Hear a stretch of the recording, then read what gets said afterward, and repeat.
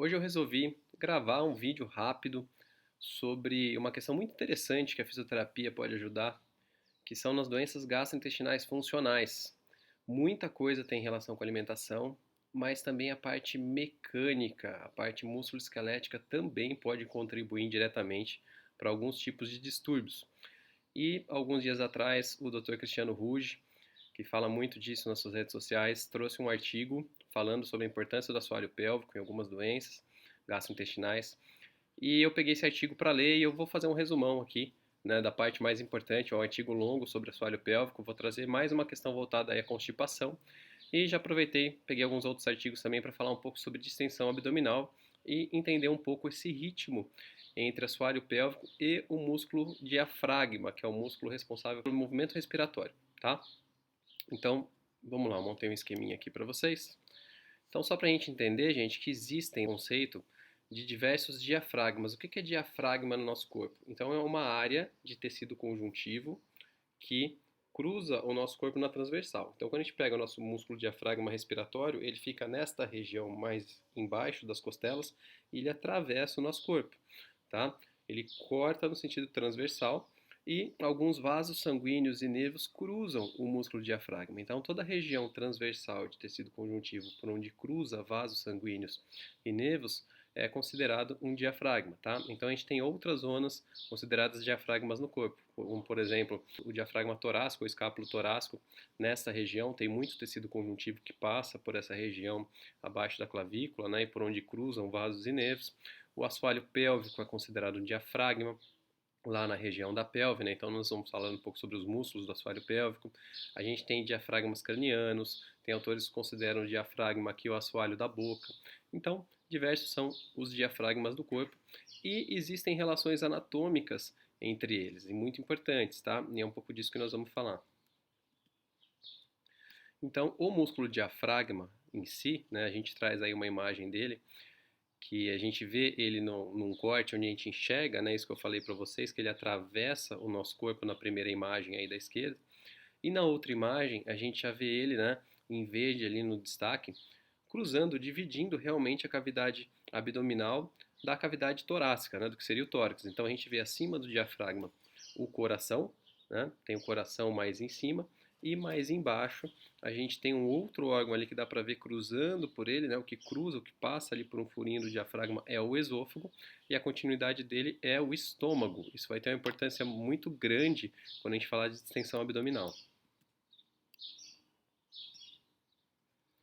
Em relação ao assoalho pélvico, né, existem diversos músculos, como é um vídeo curto, vou resumir aqui, mas a gente tem, pode ver que um verdadeiro assoalho, né, que forma uma base de sustentação das nossas vísceras, né, abdominais e pélvicas, que vão chegar ali na região pélvica, tá bom? E por ali tem diversas faces, ligamentos, vasos sanguíneos, nervos, e muitas das patologias, às vezes ginecológicas, né, que tem mais a ver com as vísceras ginecológicas dessa região, podem trazer aderências, né? Aderência de cirurgia de intestino, cirurgia de ovário, de útero, as cesarianas, podem trazer muitas tensões nessas regiões, tá? E eles estão ligados, né? Os músculos do assoalho pélvico se ligam ao diafragma respiratório. Então, por exemplo, esses músculos vão se ligar ao diafragma respiratório, ao músculo transverso do abdômen, aos músculos intercostais que se realizam o movimento respiratório, aos músculos abdominais oblíquos. Há uma face chamada face tóraco-lombar que fica na região posterior do tronco, tá? Então, todos esses movimentos respiratórios influenciam o assoalho pélvico e o movimento do assoalho pélvico influencia o movimento respiratório. Existe uma interdependência entre esses movimentos. E aqui agora já vou falar da influência funcional. Então, o primeiro artigo, que aí de cima foi o artigo que o Dr. Cristiano citou recentemente. Ele fala da importância do assoalho pélvico, né, em diversas patologias aí corporais, sobre as funções do assoalho pélvico, e eu vou trazer o que tem mais relação sobre a constipação. E já o artigo de baixo, né, ele vai falar um pouco aí sobre essa acomodação do sistema gastrointestinal conforme o movimento respiratório e a atuação do músculo diafragma. Então vamos primeiro para a parte de constipação. Né? Então o artigo ele fala que os distúrbios anorretais podem levar à constipação ou incontinência, né? Então, se a pessoa tem muita tensão de alguns músculos, ele vai ter mais constipação, mais dificuldade para evacuar, não vai ter o relaxamento necessário na hora da evacuação. E já se causa uma fraqueza muscular, a fraqueza vai gerar uma incontinência, a pessoa não vai conseguir segurar, às vezes, a vontade de fazer xixi e cocô, né? E aí esse nome se dá incontinência, tá bom? E isso pode afetar diversos outros compartimentos aí do corpo. Então, o aumento desses tônus pode ocorrer, olha que interessante, com uma resposta protetora à inflamação na área visceral. Então, os distúrbios de inflamação, muitas vezes relacionados ao intestino, tá, gente? Microbiota, uma alergia alimentar, podem levar a inflamação na parede intestinal. Isso aumenta a tensão de musculatura lisa e essa musculatura do intestino se interliga por fascias em músculos do assoalho pélvico. Né? E isso já vai trazer um aumento do tônus dessa musculatura, tá? Então, inflamação na área visceral, isso também pode estar relacionado às endometrioses, por exemplo, tá? Às vezes há um ciclo menstrual onde se tem muita cólica, isso pode acontecer, tá bom? Então, inflamação na área visceral ou circulação sanguínea e a troca de oxigênio e metabólitos, levando à formação de pontos gatilhos. Então, o corpo sempre responde à musculatura com um espasmo, né, uma tensão protetora que leva a pontos gatilhos nessa musculatura. Na imagem aí abaixo, né, já aproveito para falar sobre um outro tema interessante de posicionamento, ele mostra ali, né, o músculo pubo-retal, né, ele faz como se fosse ele cerca ali a região do reto intestinal. Né? E o reto é o ponto final do intestino grosso por onde as fezes vão sair. Então, olha que interessante. Ele mostra como é que se posiciona esse músculo na posição em pé, sentada, e quando você aumenta a flexão do tronco. Esse aumento da flexão do tronco seria você levantar, elevar um pouco mais o quadril, né? Seria a sugestão de colocar um banquinho abaixo do pé para você melhorar o posicionamento. Então você pode ver que quando você melhora essa angulação, né, se você vai evacuar, por exemplo, na posição sentada e você eleva, coloca um banquinho abaixo dos pés, é onde você melhora o ângulo do reto e facilita, né, a saída das fezes. Então, isso só pensando no músculo relaxado, você usar o banquinho, ele já vai facilitar o serviço. Agora, você imagina que conforme uma resposta inflamatória, por exemplo, esse músculo ele pode aumentar a sua tensão, independente da posição que você tiver. E isso vai dificultar a saída das fezes. Então, a pessoa às vezes sente que está com vontade, vai lá, faz força, força, força, tem uma dificuldade, como se tivesse um tampão impedindo de sair. Tá? E aqui ele traz uma relação dessa interdependência do movimento respiratório. Então, na imagem A, a gente vê o que acontece durante uma inspiração, quando a gente puxa o ar. Então, quando a gente puxa o ar, a gente precisa ter espaço para o ar entrar no pulmão. E aí o diafragma, ele abaixa, né? Seria a primeira setinha ali, mais ali na azul, roxa, né? Mostrando a descida do diafragma, que seria a primeira linha vermelha.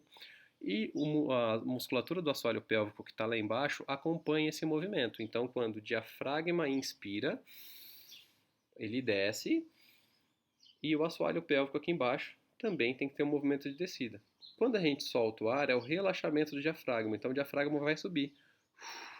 No que ele sobe, o diafragma pélvico, o assoalho pélvico, ele tem que subir junto. Então, existe um movimento de interdependência em conjunto entre os dois. Essa é a fisiologia normal, tá? E se a gente olhar para essas duas linhas vermelhas, entre essas duas linhas a gente tem a cavidade abdominal, onde está todo o nosso sistema digestivo, né? Desde estômago até o final do intestino. Então, esse bombeio é muito importante. Esse bombeio que a gente faz durante a respiração, ele é muito importante para as trocas fluídicas, para os movimentos abdominais, né, e que o sistema gastrointestinal tem uma boa função. Né? Tanto que tem gente que tem mais constipação, mais dificuldade de evacuar, muitas vezes quando faz atividade física dá vontade de ir no banheiro depois. Por quê? Porque gerou esse movimento, esse bombeio que a gente faz 24 horas por dia. Né? Na atividade física, como a respiração fica mais intensa, esse bombeio é um pouco mais intenso. Tá? Agora, isso pode ter uma alteração se eu tenho tensão do assoalho pélvico ou tensão do músculo diafragma respiratório, tá? O músculo mais superior. E diversas tensões podem levar a isso. Então, se eu tenho inflamação das vísceras por conta de uma alimentação, isso pode acontecer. Se eu tenho história de aderência cirúrgica, né? E também o estresse influencia muito na dinâmica do músculo diafragma e deixa a respiração mais curta e dificulta esse bombeio, tá bom? E agora aqui falando sobre distensão abdominal, né, eu trago de novo aquela imagem inicial, onde a gente vê o diafragma cruzando ali o corpo, dividindo a cavidade abdominal e torácica, e a gente vê o estômago logo abaixo. Tá? Agora tem o detalhe ali escrito estômago, e é muito importante a gente entender que o diafragma, quando a gente respira, a primeira coisa que ele vai influenciar, né, é nessa questão do espaço do estômago. Tá? E olha que interessante, né? Esses dois artigos, uma tese e um artigo, eles trazem essa relação, né, do que acontece quando a gente se alimenta. Então vamos pensar assim, gente, se você colocou comida dentro do estômago, o que vai acontecer? Esse estômago vai ocupar espaço. Né? Eu vou voltar à imagem anterior aqui não aparece tanto, mas o estômago ele é revestido, né, o tubo digestivo ele é revestido de musculatura lisa e ele é todo enrugadinho. Quando ele está vazio, ele fica mais enrugadinho. E ele tem as rugas justamente para quando a gente se alimenta permitir uma distensão, que ele possa aumentar o seu volume, certo? Agora, se ele aumenta o volume, não existe espaço vazio dentro da nossa cavidade abdominal. Ele vai precisar de espaço, certo? Então, olha que interessante. O que o corpo faz quando a gente se alimenta? Então, biologicamente, fisiologicamente, né, isso é involuntário, a gente vai ter um aumento da expansão do tórax e o diafragma ele diminui essa atividade, ele fica mais relaxado e isso vai permitir uma subida melhor do diafragma para que o estômago que está logo abaixo aumente seu volume e caiba bem dentro da cavidade abdominal. Né? Então vai ter uma ação dos músculos abdominais que contém, né, o estômago ali para ele não ir para frente, o diafragma relaxa, o estômago consegue subir um pouco. Né? E essa subida dá o espaço necessário para o estômago. Essa é a fisiologia normal. O que acontece nas pessoas que apresentam distensão abdominal? Então, aqui falando da influência mecânica da musculatura do diafragma na distensão abdominal. Tem muita gente que tem distensão abdominal e o problema é alimentar, né, doença celíaca, que vai gerar muitos gases. Aqui nós estamos falando independente dos gases, tá bom? Então, quando a pessoa tem a distensão abdominal, por algum motivo que a ciência não explica exatamente, né, o que vai acontecer? A expansão do tórax acontece, ok. Só que o diafragma, ao invés dele relaxar e permitir que o estômago suba, ele tem uma resposta contrária, ele aumenta a sua atividade. Né, ele fica mais inspirado, ou seja, ele desce. E aí a ação da musculatura abdominal diminui, não forma uma parede para conter o estômago anteriormente. Então, se o estômago não consegue subir, o único espaço que ele vai ter é ir para frente. E a pessoa faz essa, né, essa protrusão, essa distensão abdominal. Tá certo? Relembrando novamente, se a pessoa tem uma formação, uma fermentação muito grande, uma alteração de microbiota, uma doença celíaca, ela vai formar muitos gases. E os gases vão distender esse abdômen. Tá? Se a gente olhar aí para a história, se a gente olhar para os animais, né, o gorila ele já tem um abdômen mais protuso porque é um animal que precisa fermentar muitos alimentos, isso é uma necessidade dele. Então, se o ser humano está fermentando muito, isso também vai acontecer. Tá? Mas aqui nós estamos falando independente dessa reação. Eu acredito até que quando a pessoa tem uma produção de gases muito grande, nosso sistema digestivo ele entra em alerta e algumas respostas podem acontecer. Eu acredito que o diafragma, que se liga por ligamentos, por fáscias no intestino, ele pode até realmente estar mais inspirado e esse processo também acontecer em quem tem gases, tá? Mas isso acontece, por exemplo, em pessoas que às vezes bebem água e têm a distensão abdominal, né? A água não tem o poder de fermentar o intestino, mas às vezes o corpo tem essa resposta, ok? E aí, como que a fisioterapia pode ajudar nisso? Então, a fisioterapia, o fisioterapeuta, se ele tiver uma visão desse tipo, ele souber avaliar esses pontos, essas tensões de assoalho pélvico e do músculo respiratório, né, do músculo diafragma, a fisioterapia ela pode normalizar a tensão dos diafragmas pélvico-respiratório para melhorar esse ritmo, tá? Então, tanto com técnicas manuais como com técnicas respiratórias, alguns métodos como o Pilates também vai ajudar muito a trabalhar esse ritmo, LPF, isso é muito legal, muito interessante, tá? Promover a sincronização do ritmo diafragmático entre os dois, para que eles caminhem em conjunto, porque às vezes as pessoas têm um ritmo mais alterado, tá?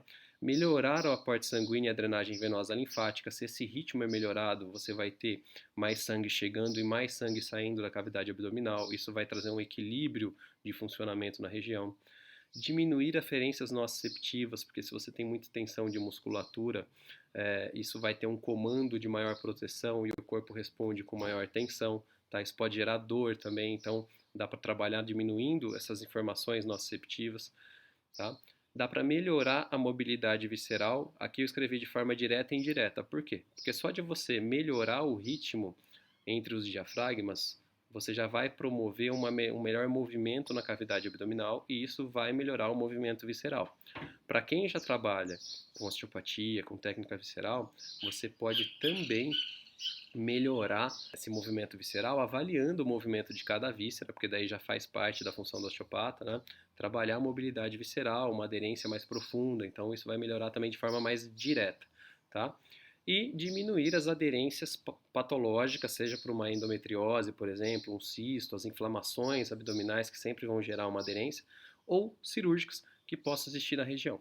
Então veja como a fisioterapia ela pode ser uma grande aliada nas disfunções gastrointestinais, né, e colaborar, né, então, com o médico funcional, com o nutricionista que está atuando no caso, né, pensando muitas vezes na questão mais alimentar, suplementação, o que pode melhorar aquela função interna dos órgãos, mas essa questão externa que está ao redor dos órgãos vai ser muito importante para uma boa função.